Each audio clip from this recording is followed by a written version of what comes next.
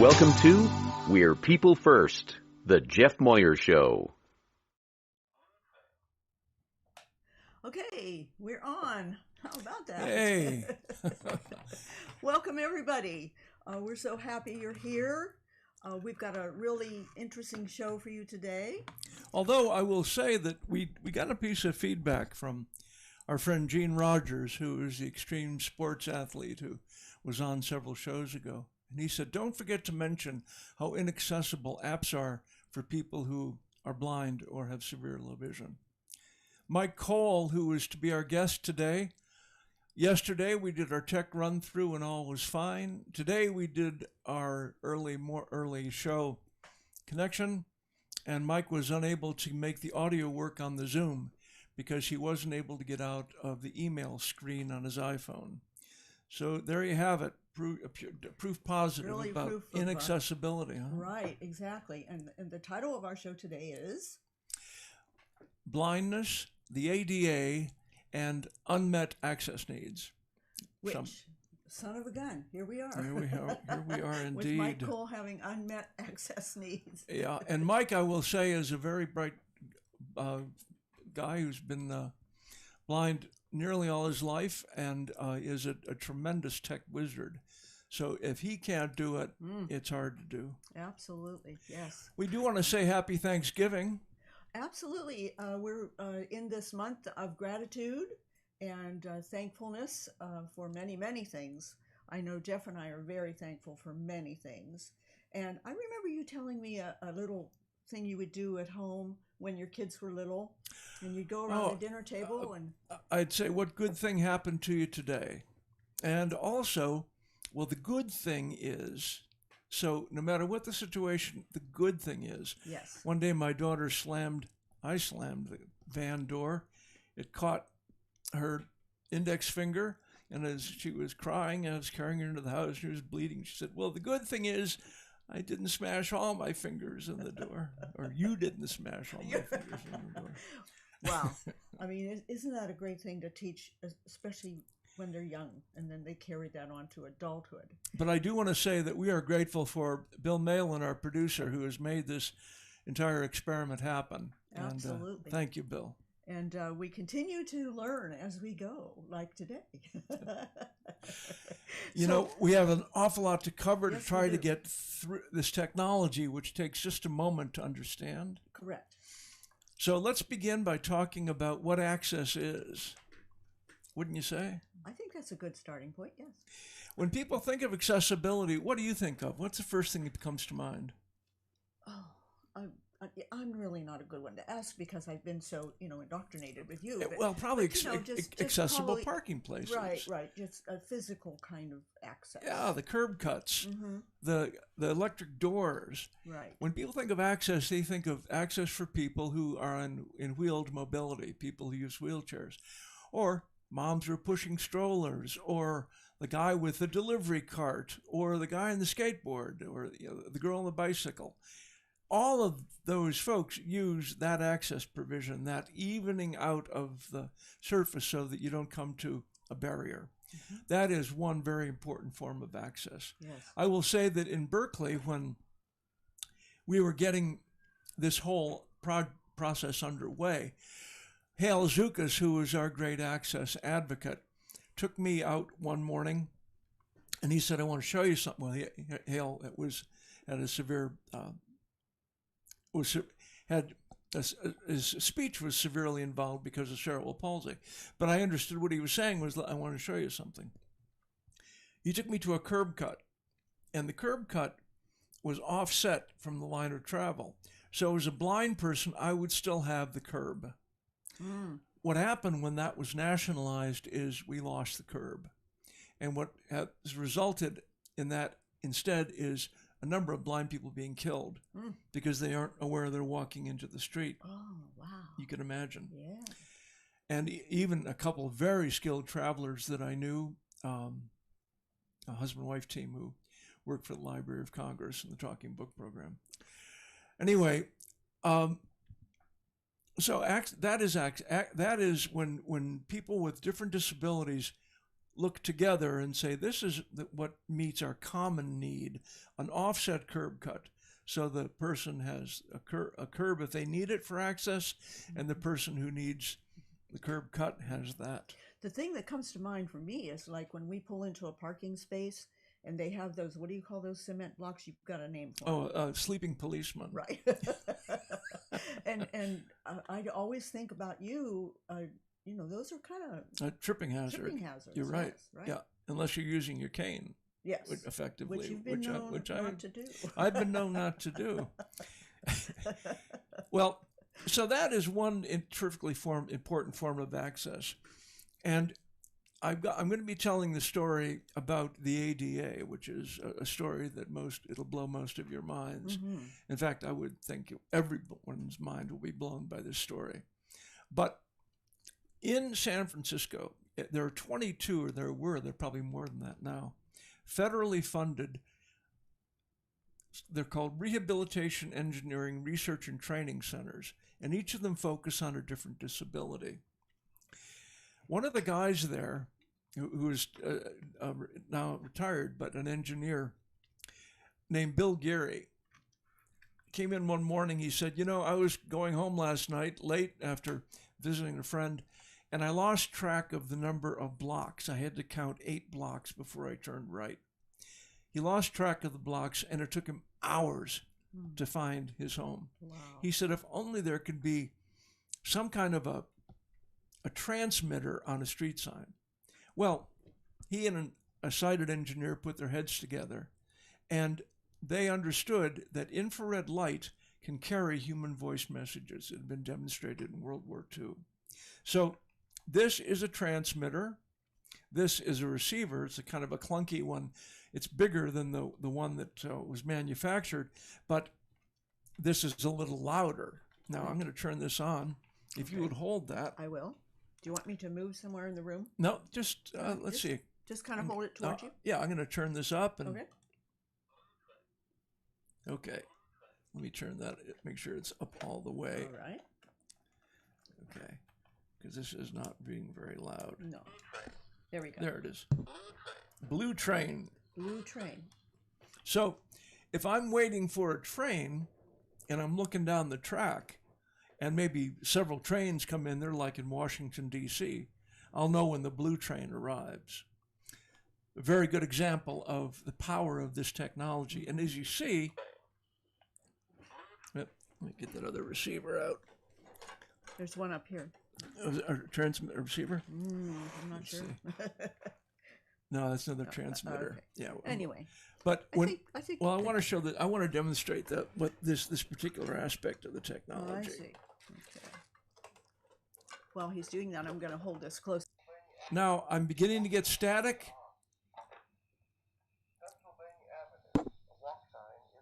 Pennsylvania Avenue, the walk sign is on. This is for a demonstration in Washington, D.C., where Pennsylvania Avenue is. I'll take that So the point is that when you get close to it, you get static, then you get the signal in, it's not quite clear. When you're pointing right at it, it becomes perfectly clear. So you know exactly you'll have a straight line to where you need to go. What is it and where is it? All right, you want to turn this one off so we don't interfere? let's turn all of them okay, off. That's the third one up there. And so what we have here is a technology. This one off. There you go. Okay. This technology was demonstrated in 1978. And Mike Cole, who was to be our guest, was among the first blind people to be brought in to say, okay, I want you to see what this is. Now, what do you think of it? And what suggestions do you have? And does it work? Because, of course, the people that invented it are going to say it works. This is the most researched technology of any access technology that's ever been invented. It's been evaluated left, right, and center by the federal government and by Easter Seals Project Action and by the San Francisco Mayor's Office and more and more and more research. Whoop, I'm not looking the right way. No, I don't think you told them the name. Oh, I don't remember anyway. I don't think I heard you say Oh, that. you're right, of course. This is remote infrared audible signage, RIAS. So remote, it's from a distance. Remember, these things are across the street, the walk sign is on, or the train is coming, or here's the hallway to the men's room in the conference area. RIAS, talking, a remote infrared audible signage. RIAS is the name of the technology. But what was the name of the company? Well, I'll get to that. Oh, okay. And when Keeping us in suspense, are you? Well, it's part of the. Why don't you bring that whole little? You know what? You're right. Package Probably of stuff rattling up there. around down on the Right, floor. there you go. If you're in a building in San Francisco and you see something like this on the wall, Well, it's kind of clear. yep, And it's got dimension to it. It kind of sticks out a little bit. that there. is the cover for a RIAS transmitter. Ah, And these are all over the world, but not too many of them, sadly. There's another one in here, but it must have wandered someplace else. Okay. So, but that type of thing covers the transmitting. So it protects it from environment. Yeah, well, it covers the technical part that doesn't look as smooth as people like things to look in the built environment. I want to describe this. It's kind of a it's not real clear. It's kind of a frosty, translucent. Yeah, a frosty color. Yeah. And it fits over, so it sticks out a little bit there, and it fits over. Well, again, that's just a demonstration sign. The actual built sign looks quite different. Okay. But that's just 6 light-emitting diodes, and that'll broadcast very, very far, about 100 feet. Oh. Yeah. Okay. So can I put this little bag? Yeah, I'm through with all that now. All right. But you know what we forgot to do? We didn't tell people how we look today. Oh, we didn't. God, so. Kind of oh, by the way, here I'm wearing a talking sign name badge. So we even have them for personal use. I see. Yeah. Well, you want to tell them what you have on? I'm wearing a purple, I understand. Like a royal deep purple. Royal purple cotton shirt and a soft light brown leather vest. It's pretty dark, actually. Oh, dark. Pretty dark brown. Right. So nice you tell. I don't know. Well, about what I mean, you don't dress blindly.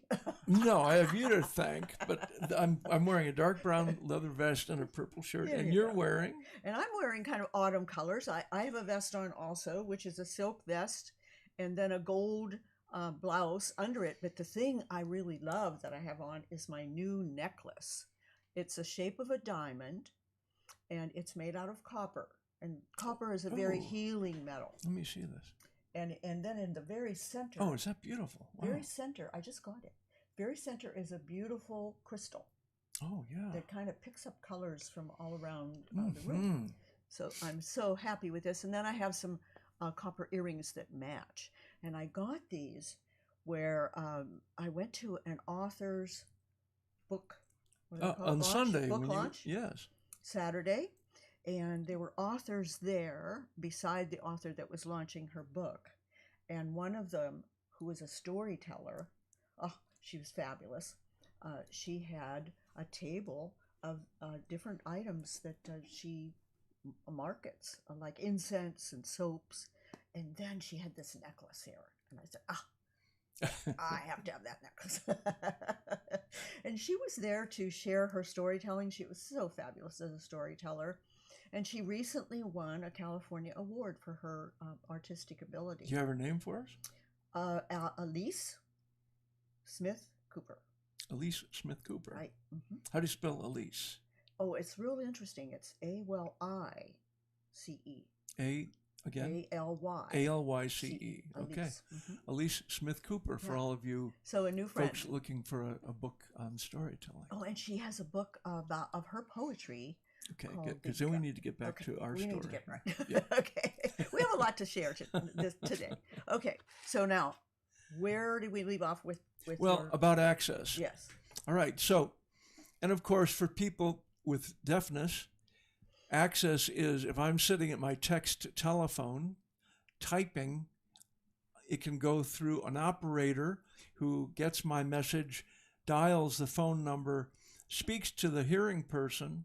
The hearing person speaks back. She types back to the person using a text telephone. It's called the relay system. And every state has them, and it is as a result of the Americans with Disabilities Act. So in 1992, I think it was, I was doing a workshop at a theater workshop for kids with and without disabilities. And I did a little mini training on the ADA. Mm-hmm. I became an ADA implementation network specialist. And as a result of that, I was teaching them about what access is. And then I asked them, where's access missing in your lives? Mm-hmm. And then we wrote that all down. And then I showed them how to write a song about that. It's called Wake Up Now. I love the So why stories. don't we do that next? Yes, I think that's a great idea. Okay. I love the stories that are behind your songs. They're so great. Well, thank you. Well, this is Wake Up Now. Wake Up Now. Here we go.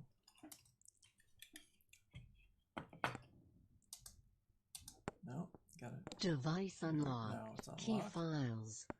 We are all fam. Wake up. Wake up now.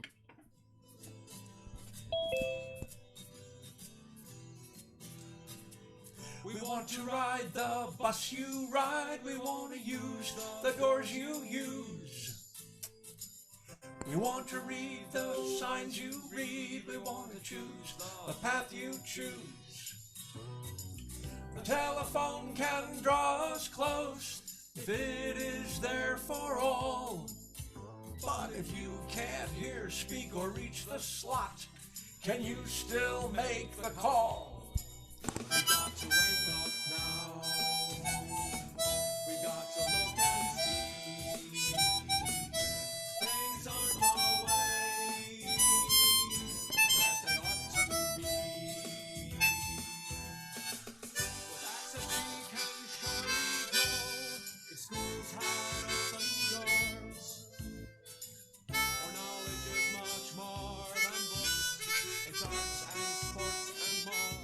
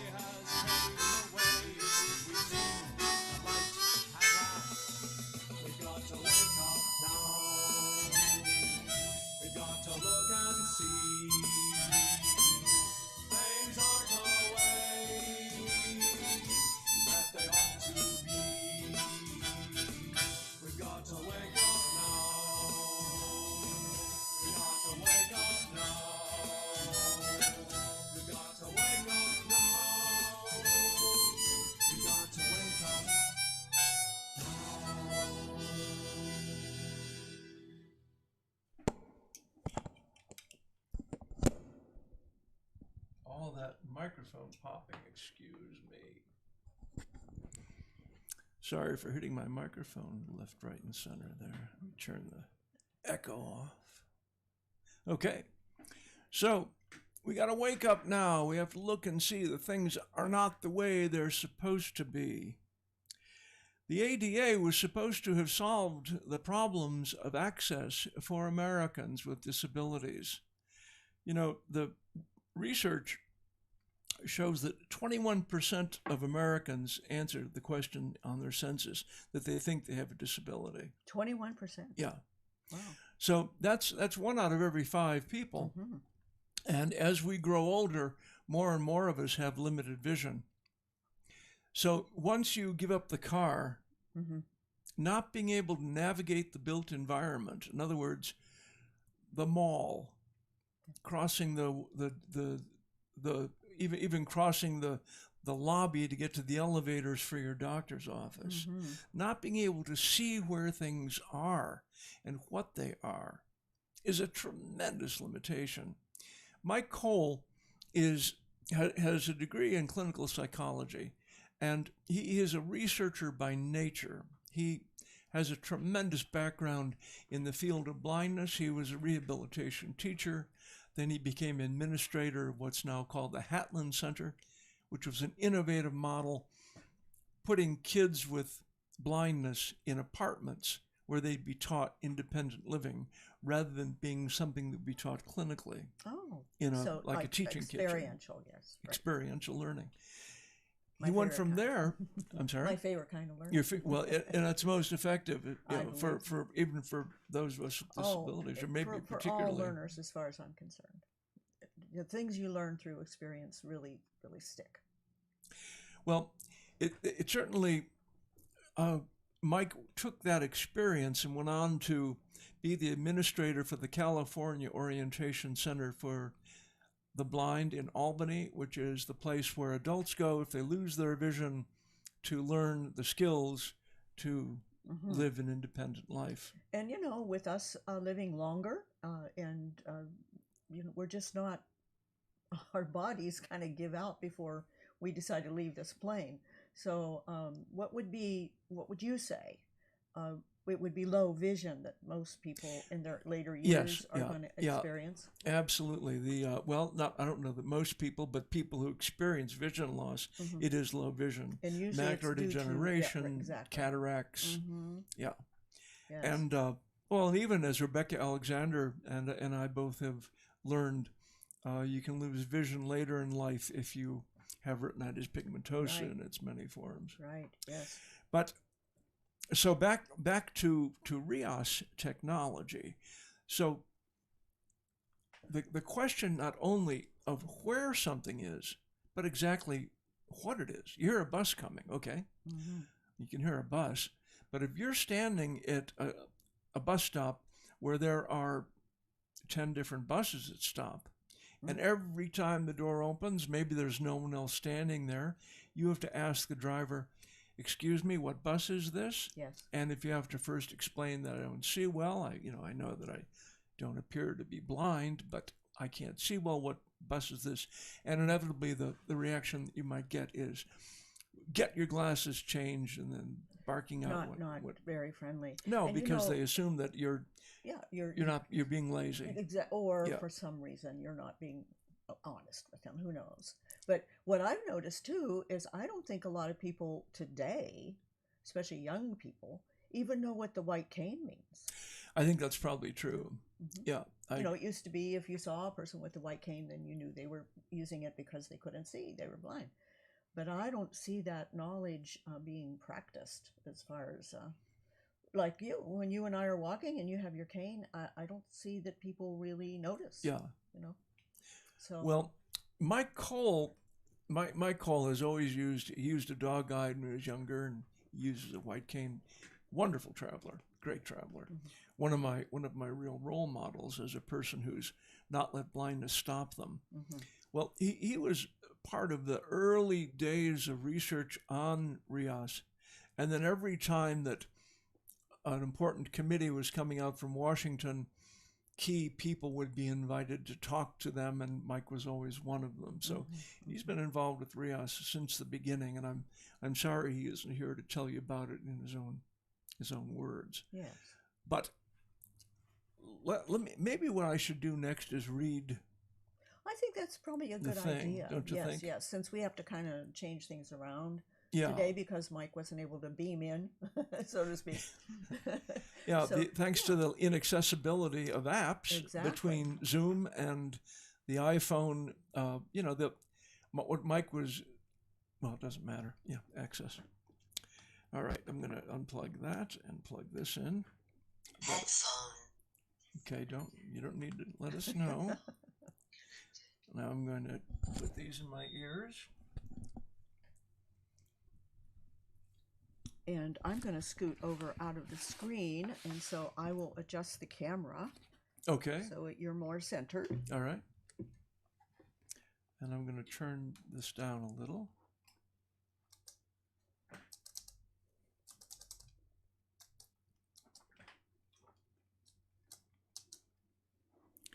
Okay, now we're going to go to the word processing here.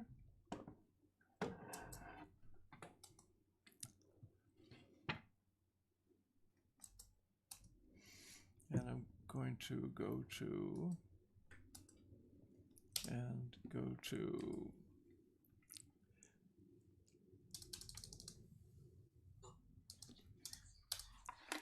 While you're doing that, I'm just going to talk a little bit. Or you let me know when you're ready. I'm ready now. Oh, you're ready? You Okay. go ahead. Well, I was just going to say how great it was. Again, a benefit to me. You've been friends with Mike for a long time, and I did get to meet him personally a few years back when we traveled to Berkeley, and was just able to be in his beautiful home and just see how wonderful his life is. He has not allowed blindness to rob him of anything that I could notice. No, Mike and his wife passed away about 5 years ago, I think, and he's been dealing with grief, but he's maintained his independence as Yes. someone like Mike can. Okay, this is called Blindness, the ADA, and Unrealized Civil Rights. In 1989, when the Americans with Disabilities Act, ADA, was being formulated, many people were involved. The main architect of the law's drafting was Senator Tom Harkin of Iowa, one of the senator's great lines of disability rights. Senator Harkin's brother was deaf, and he had a great sensitivity to those concerns. Mary Jane Owen, who was blind, was the head of the National Catholic Office on Disability, although her credentials were deep and broad. Since coming to Washington, D.C. in 1979, she had also served in leadership positions for the Peace Corps and the President's Committee on Employment of People with Disabilities. Mary Jane had been a professor of research at San Francisco State University and one of the leaders of the 504 demonstration, the civil disobedience action which led to the signing of the regulations for Section 504 of the Rehabilitation Act of 1973, the foundation upon which the ADA was built. Mary Jane knew her stuff. She noted with alarm that the needs of people with visual disabilities were not being considered in the ADA's draft language. Ever the organizer, Mary Jane put a committee together of the heads of the many blindness organizations in Washington, D.C., in order to provide Senator Harkin's office with language that would address these unmet needs in the upcoming law. Bobby Silverstein, Harkin's lead staffer on the ADA, approached Mary Jane. Bobby said that the senator was not addressing blindness as part of the ADA. His concerns were that including blindness would drive up the cost of required modifications to the public accommodations addressed by the ADA and would upset the political apple cart that was already strained as it addressed the needs of those who used wheelchairs and individuals who are deaf. Bobby urged Mary Jane to be patient and he reassured her on behalf of Senator Harkin that concerns relating to visual disabilities would be addressed when the ADA would be reauthorized in years to come. Mary Jane reported back to her committee, and they stood down and waited. Inexpensive requirements such as plastic room signs with large print tactile symbols in Braille were included, but not the real needed accommodations for orientation and wayfinding, such as accessible pedestrian crosswalks and accessible signage throughout public transit systems. Thus it is that every intersection in the United States is now wheelchair accessible, but intersections modified with auditory pedestrian signals are few and far between, and a matter of local option. Further, there is no standard, so competing systems produce different sounds in different cities. The ADA Restoration Act of 2008 did not require any accommodations for visually disabled pedestrians as hoped for. The specifics of all required accommodations are codified in the ADAG, the Americans with Disabilities Act Accessibility Guidelines. It details such things as the required size of accessible bathroom stalls, the maximum pull weight allowed for doors to public restrooms, placement of accessible signage, and the height of bathroom counters for wheelchair access. The needs of pedestrians who are severely visually disabled are not addressed. Information concerning where things are in the built environment and what they are is required by everyone. Seeking a public restroom or safely crossing a street requires precise location information. I am certified at the highest level as a member of the ADA Implementation Network. Between 1991 and 1992, I took 80 hours of classes through the Department of Justice taught by Berkeley's Disability Rights and Education Defense Fund. Nothing in the ADAG addressed orientation and wayfinding access. Accessible room signs are an incomplete solution.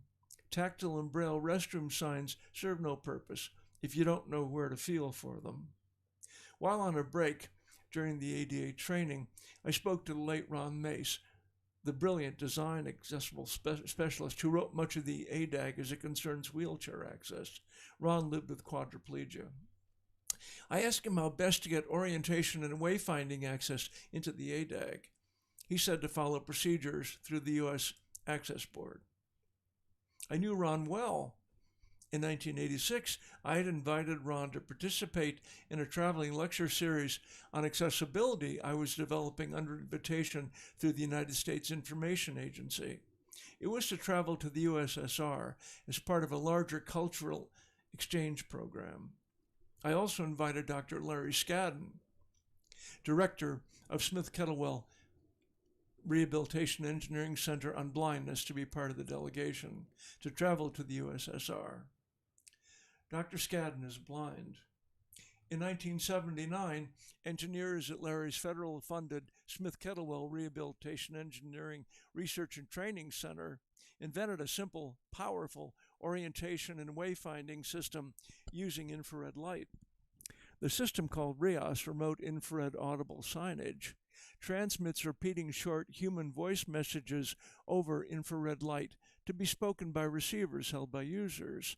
The receivers have onboard small speakers and earbud jacks. Infrared light is silent and invisible, and hence there is no noise pollution. The one-button receiver speaks wherever a location is and exactly where it is, meeting this unmet access need. Hence, a blind user in a large airport can scan with his receiver and discern where the men's restroom, the women's restroom, the water fountain, and specific gates are located.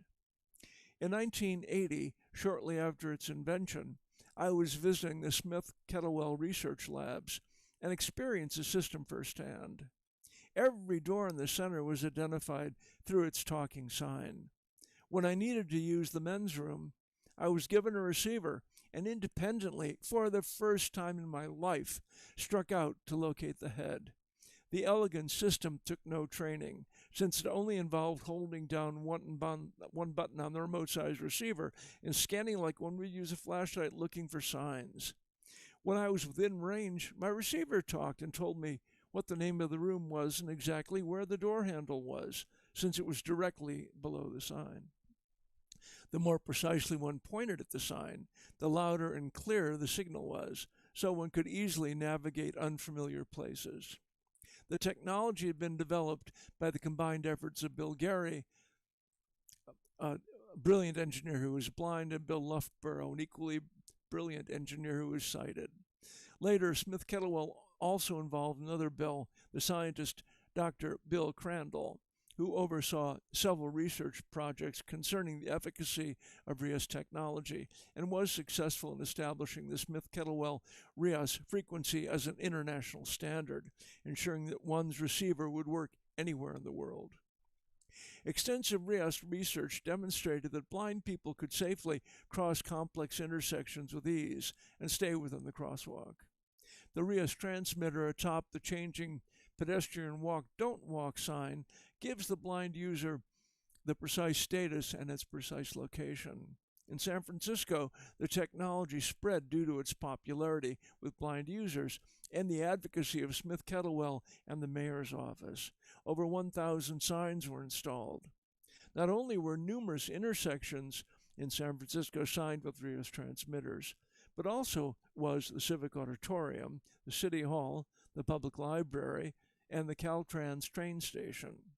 Research demonstrated that blind users who had learned the layout of the train station's interior could generalize that information for exterior building orientation. The San Francisco Board of Supervisors passed an ordinance that all public buildings must have a RIAS transmitter identifying the entrance of the building. One of San Francisco's complex BART stations was also signed during the research. I traveled to San Francisco frequently for professional purposes. I borrowed a RIAS receiver. I easily and independently traveled through the Caltrans station to perform at the Civic Center and surveyed numerous San Francisco RIAS installations. It was such a joy to have this form of access, although it was only in islands. In 1993, I was consulting on access provisions for a gallery for the Cleveland Museum of Natural History. I wanted orientation and wayfinding to be included, so I contacted the Smith Kettlewell and learned that RIAS was then under the control of a company recently established to manufacture and market the technology called Talking Signs Incorporated. I contacted Ward Bond, president of the new company, and soon I was representing them in Ohio. Since RIAS was not required by the ADAG, we focused on airport access. A blind traveler would be given a receiver at the ticket counter. She would independently navigate the airport and return the receiver to the gate agent before she got on the plane. In 2001, we had come remarkably close to having RIAS established as a standard for airport access for those who cannot see or read standard signs. In the budget year of 2002, we had projects planned for O'Hare, Dallas-Fort Worth, LAX, and Atlanta. LaGuardia was in our sights. The day before 9/11, Ward met with the Airport Commission of the New York Port Authority in the 86th floor of the World Trade Center. At the same time, on the first floor, a demonstration of RIAS technology had been set up by Helen Keller International to provide an easily accessible international demonstration of the system's power.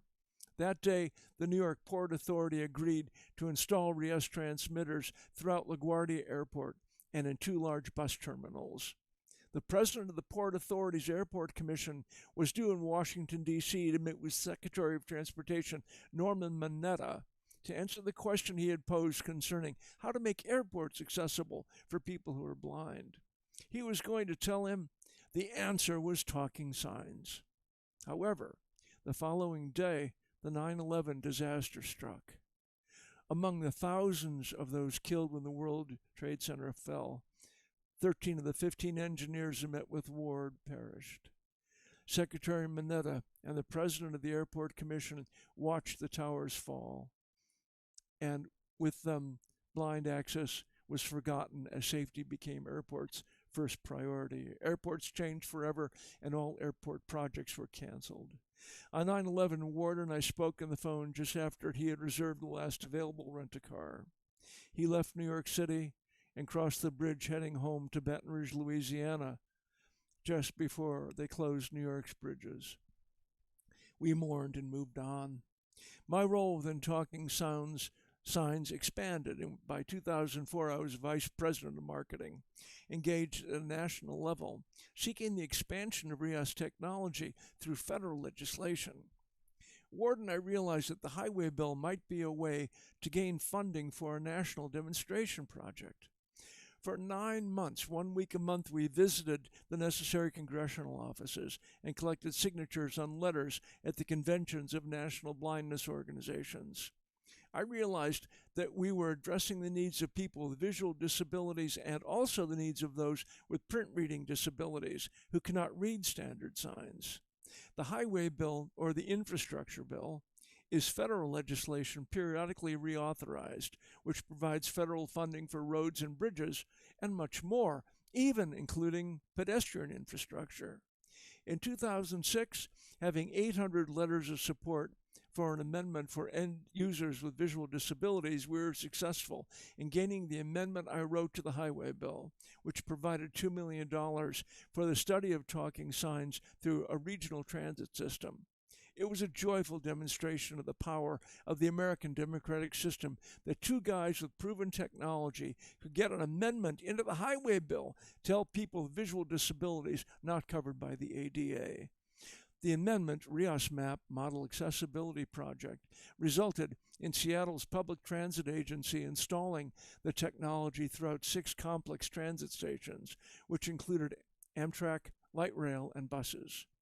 However, the recipients of that grant produced an incomplete demonstration since actual buses, trains, and pedestrian crosswalks were not signed as I had planned. Recognizing our mistake, we approached the reauthorization of the highway bill in 2010 with an amendment that specified its build-out throughout Washington, D.C., and with adequate funding to ensure that all aspects of the pedestrian experience, navigating a city using public transportation, were covered. Our attention was on pedestrian access writ large. We were ready to scale and had manufacturing arrangements with different companies that built signs for intersections, buildings, digital changing displays, buses and trains, and even personal name signs. It was an international group of manufacturers from Japan, Italy, and the United States. Again, Ward and I returned to Washington, D.C. for 1 week a month, from September 2009 through June 2010, to visit every congressional office important to the legislation. By the end of that period, building on our earlier success in Seattle, and with the groundswell of consumer support, we had a high-priority amendment for $25 million to put RIAS technology throughout D.C.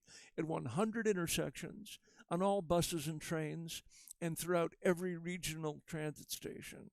Washington, D.C. was to be made the first accessible city for the 46 million Americans who either cannot see or cannot read standard print signs. Our amendment was sponsored by Congresswoman Eleanor Holmes Norton, with both Democratic and Republican co-sponsors, as we had for our earlier amendment. We also had support from President Obama's White House, senators from both parties, blindness consumer organizations, and disability organizations representing individuals who cannot read signs. In 2010, we were on the world stage. For example, Japan had installed transmitters at all train stations throughout the country. Yet in the U.S., while marketing the technology across the country, at many times we have been told, since your technology is not required by the ADAG, we will not install it.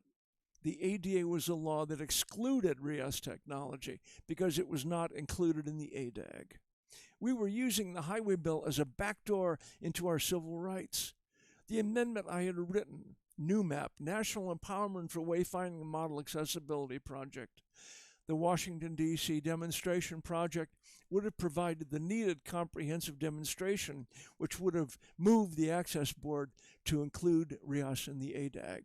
However, the majority leader of the Senate vowed not to allow any of President Obama's legislative agenda to pass, and the 2010 highway bill was an immediate casualty. A decade of work fell to dust. Without our dream of a regional build-out of our technology, and with no other business, Talking Signs Incorporated ended in 2011. It is sad that our company with such potential went up in smoke. We came so close to gaining our civil rights for orientation to public places and public transportation through accessible signage. What do you think of that, honey? I think many people don't realize that blindness has been left out. Oh, I think until you're told that, you wouldn't know. That's right, exactly. Yeah, and unless you're blind, you wouldn't know what the experience is of trying to cross the street independently. Exactly. And you know, the thing about it, too, is that street crossings, since RIAS technology was invented, have become so much more dangerous. Yes. It used to be that there was a set pattern, and it worked like clockwork. Then they said, you know, you don't really need to have passage if there's no car waiting there. So it then became car triggered. And then they said, you know, why should the pedestrian sign automatically come on if no one needs to use it? So without anyone being told, you had to push the button to get that to work. Exactly. Yeah. Well, for many regards, we people who have blindness are just flat out luck when it comes to accessibility. And I'm all for electric cars. I think it's something we need to really do. But for a blind person, electric cars don't make a motor noise, and so you can't even use your hearing for protection. You don't hear the car. And the American Council of the Blind did ask manufacturers to have electric cars put out some kind of a purring sound, just so that you'd know there was a car waiting there. Right. Not to mention right turn on red. I can't tell you how many times I was about to step off the curb when I had the walk sign. Right. When, whoom, someone came whipping around the corner and nearly mowed me down.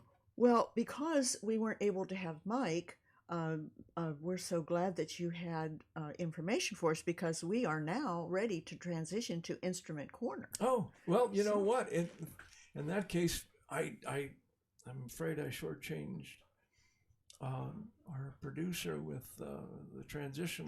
Yes, he's definitely been having to wing it. Plan B. Oh boy, I'm sorry, Bill. Yeah, my apologies. But you know what?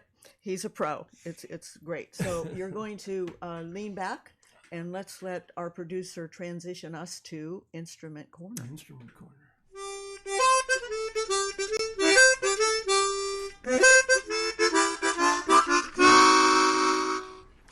Instrument Corner. Headphone disconnected.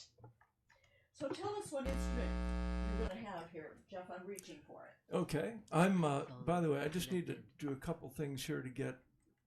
Accessibility volume set to 100.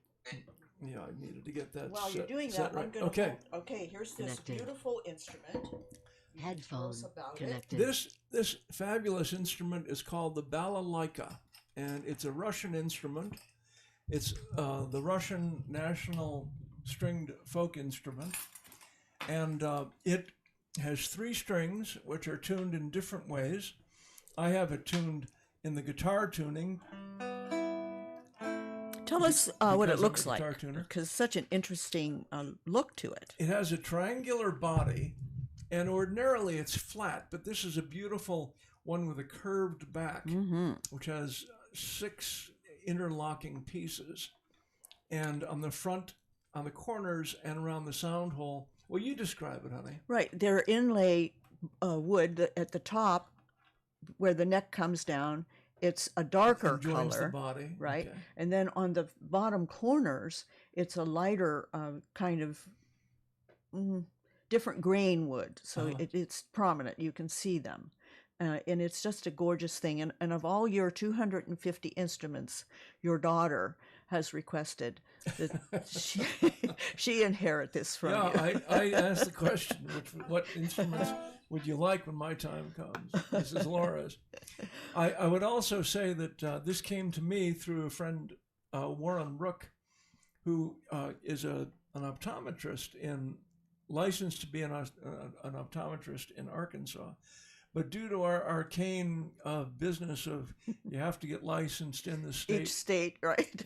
He went Teachers to Ohio, have to do the same thing. Went to Ohio to follow a love interest. And for a time he lived with us, and he saw my collection, and he said, I'm not playing this.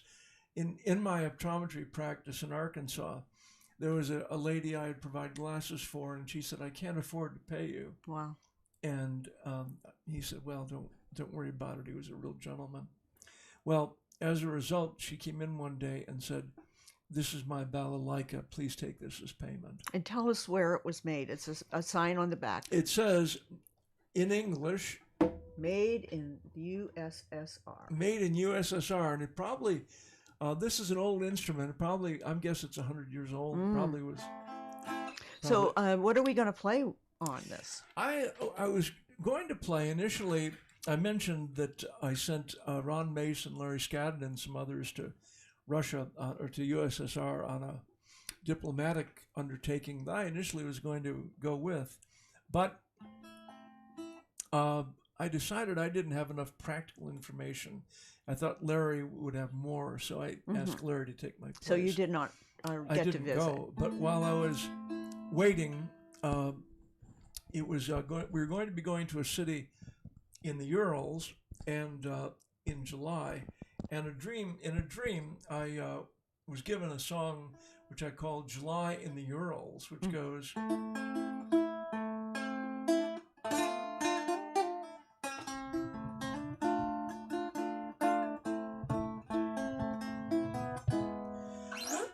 But that's not what I'm going to play. Oh, I see.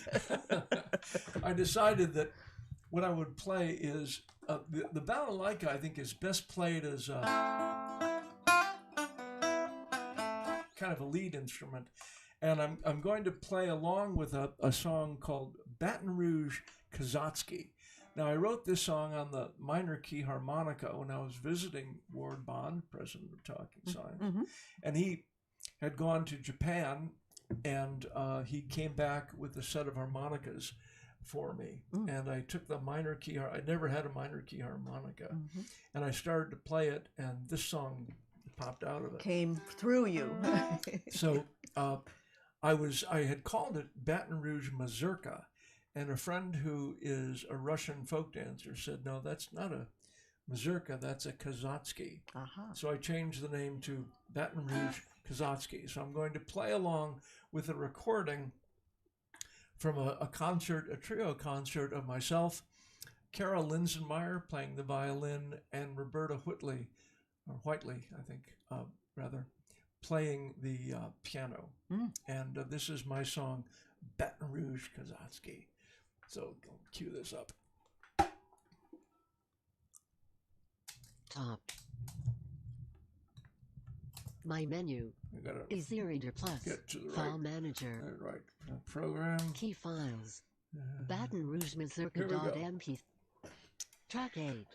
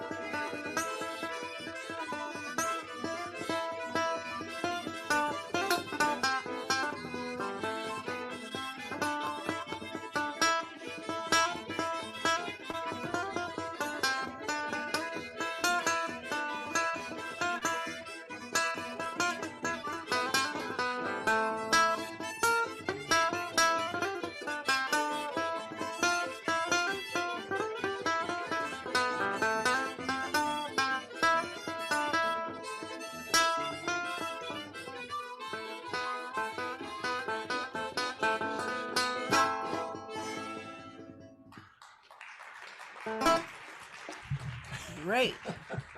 I could And you couldn't hear the recording. No, but I am familiar with it, so that's a wonderful accompaniment. Fill it in your head. Right.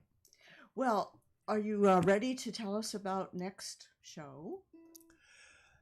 Yes, we've had so many changes. I will tell you that we had a cancellation, and that is a woman by the name of Ann Thomas, who experienced as a child an open head injury.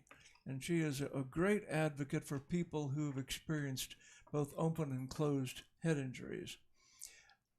So we've moved people around and jiggled people in and out, but now I'm going to stop and tell you who is going to be here next week, who we had planned to talk to. I'm sorry. 2 weeks. 2 weeks. And it'll be December. It will be. Yes. We'll be entering the Christmas. That's correct. Christmas season.